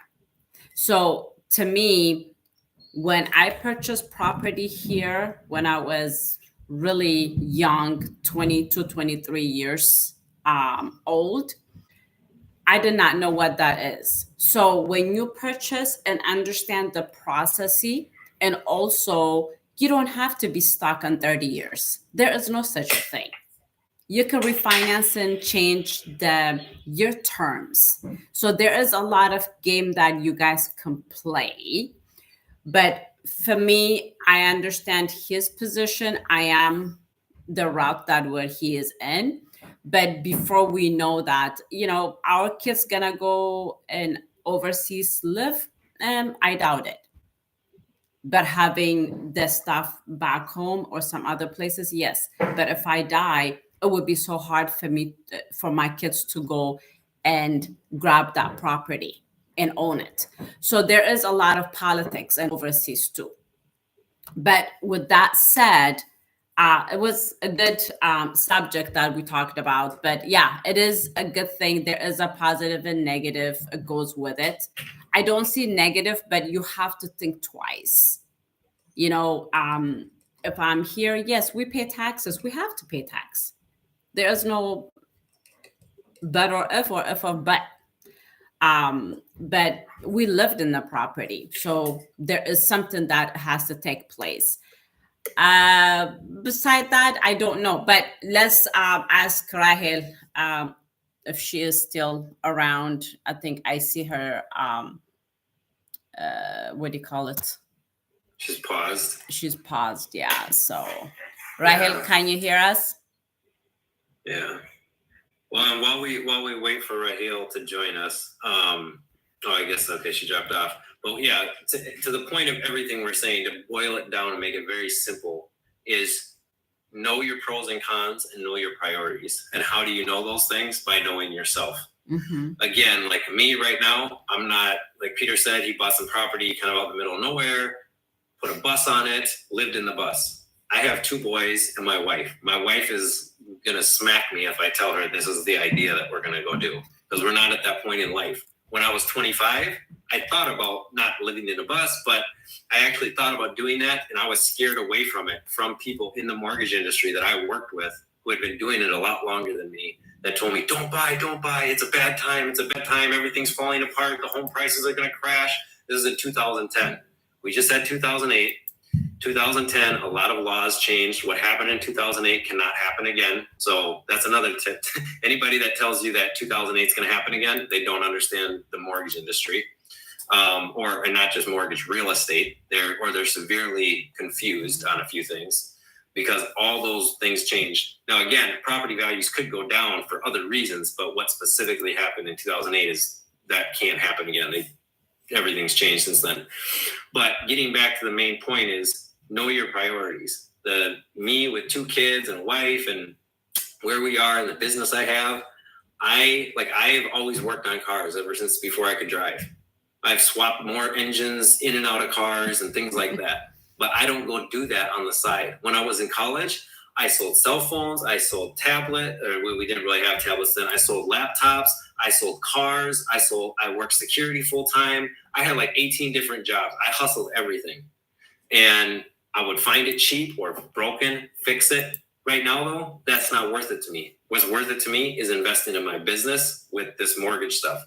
The other things, I pay somebody to do it. And I learned that from one of my uncles. He has many, many millions of dollars, could have retired whenever he wants, very well off financially. And he used to always tell me, Peter, I don't mow my lawn anymore.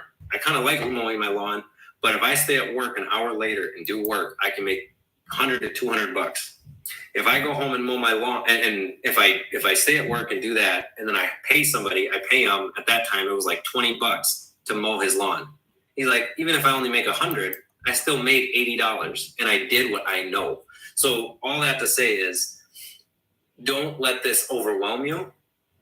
First, figure out who you are, what your priorities are, and your long-term goals are. If you're married, you should talk about that with your spouse, because you guys need to be on the same page.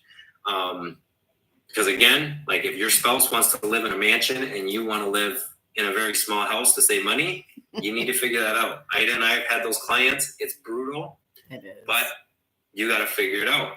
And so the last thing you want to do is end up with one person just saying, okay, sure, I'll just do whatever you want. And then 2 years later, you have stress in your relationship, and now you end up divorced because, or you fall apart, now the kids. So again, all this boils back to know yourself and then start to apply it to these other things. And from a financial side of it and a real estate side of it, we can help you with those things. If it's more psychological or relational, you probably want to go see a therapist or something, So again, you want to go to the experts in those fields.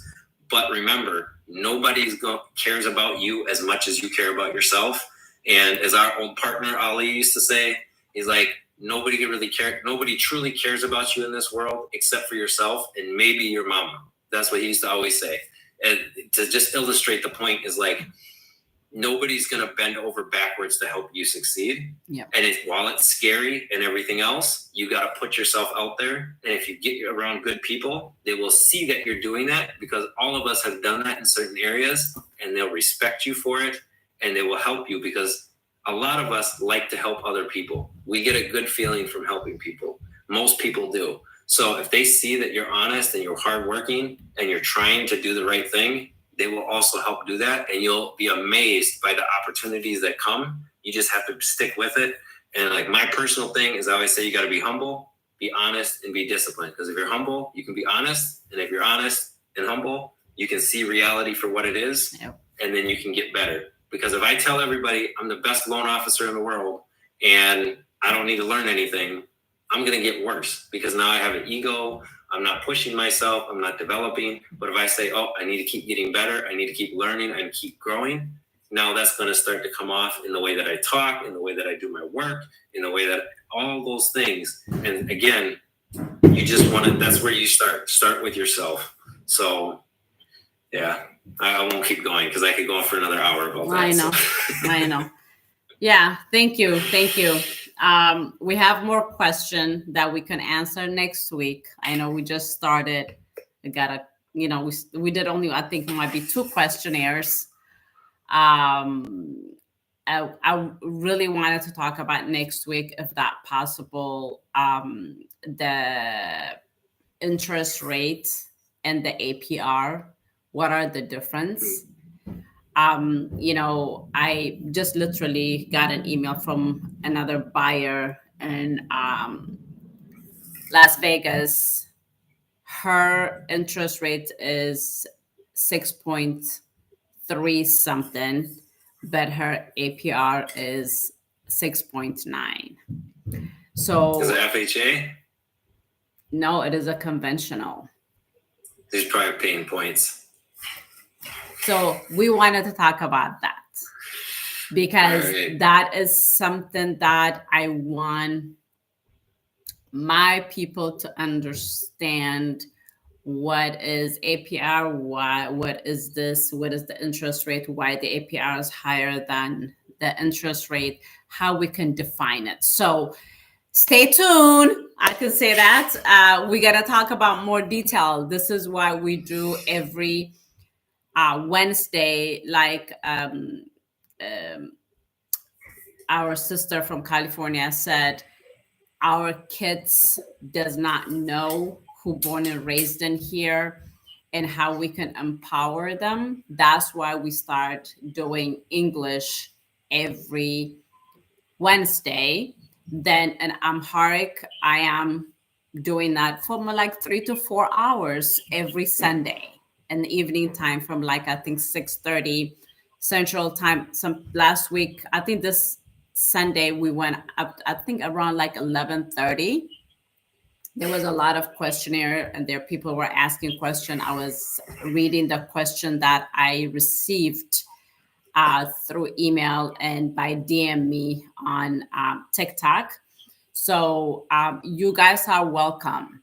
Any mortgage question or anything, you guys can DM us or email us any information that you need. But if you need it like immediately right there, you wanted to get an answer, you are welcome to make a phone call.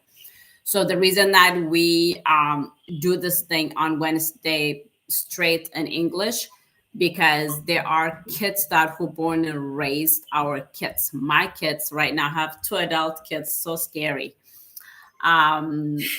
They don't speak Amharic. They understand a little bit, but not fluently. So they will connect with me because I am one of them. And so because of that, they'll be comfortable to come and ask question. You know, that teenagers or even kids under 30, they don't come up and ask any kind of the mortgage questionnaire. But, you know, I'm related to you guys. You guys are always welcome to my panel and ask question. The only thing that we don't accept being rude and obnoxious and unneeded comment or, you know, negative stuff. We don't, you know, entertain any negative energy here. With that said, Gala, do you have any question? We're about to wrap it up.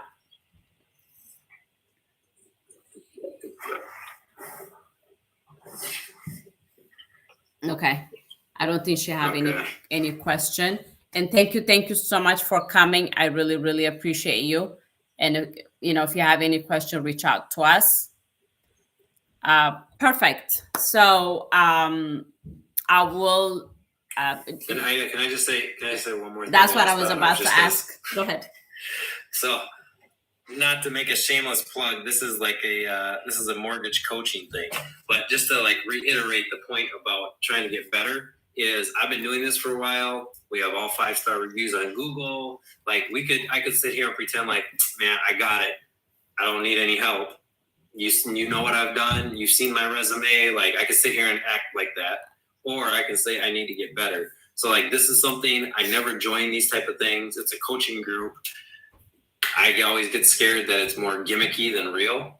But this year I was like, I need to get better at what I'm doing. I need to push this thing And so I looked at a bunch of different options, and I decided to sign up with it to see how it would go.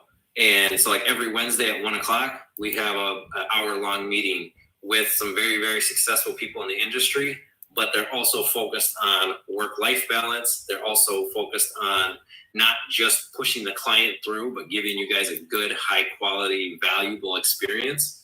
So all that to say is never feel like you've arrived. Michael Jordan still worked on the fundamentals. Us, we're still working on getting better. So like this is an investment I made in this and we made in this. We didn't change our prices. We didn't say, okay, we're going to invest in this. Now we're going to charge the client more. No, everything's still the same, but it's just for us to get better. So if that helps inspire you a little bit, then that's just something that I just realized I was wearing the shirt. So that's good. Yeah, because my little man that I have in my house, he thinks that he got everything. And, he is all good. And he's just like, he walk like, he owned the world. So 2 days ago, we were at this skills training for soccer. They have 101 training. There's only 3 kids. I'm going to tell you guys, and I'm going to wrap up. So he was doing the practice. He was getting frustrated because the other 2 kids been in that training the past 2.5 years. This is his 2nd week. They know how to control the ball. They know how to move. They know how to do whatever the training is. And I see him that he got so frustrated. Mind you, he's only 12. So he came in, I was sitting and watching him and doing my work. And he came in to get some water. And I said, are you okay? He said, I'm so frustrated. And I'm like, why? Because I cannot do what he asked me to do. And I'm like, practice. Practice matter all the time. You practice, you practice, you practice, you get to what you wanted to get. So that's the conversation that we had when we were driving back. And I told him, do you think Mama became successful without practicing? And he said, no. Do you think there was some time that I get frustrated and I talk to, I call my husband Dada. So Hamel, without even just passing by, just like I just go far without even doing that communication. He said no. So I told him, when you get frustrated, it's a good sign. It is a good sign that you don't know that thing, but you're going to work on it to get better. So I think for me to close this panel today, we don't know everything.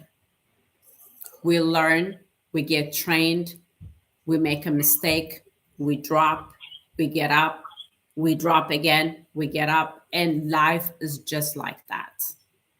So with purchasing property, don't get me wrong, you get frustrated as a buyer, as a seller. You just, you have probably had an offer and the buyer probably just drop the ball and say cannot purchase that property because of some issue, and your property is going to go back on the market again. You thought that you got it all. So life is just like that. So with that said, I am really, really, really grateful to have this 2 young men who they've been partnering with me. Seriously, I'm older than you, so I can say that. We've been working so hard.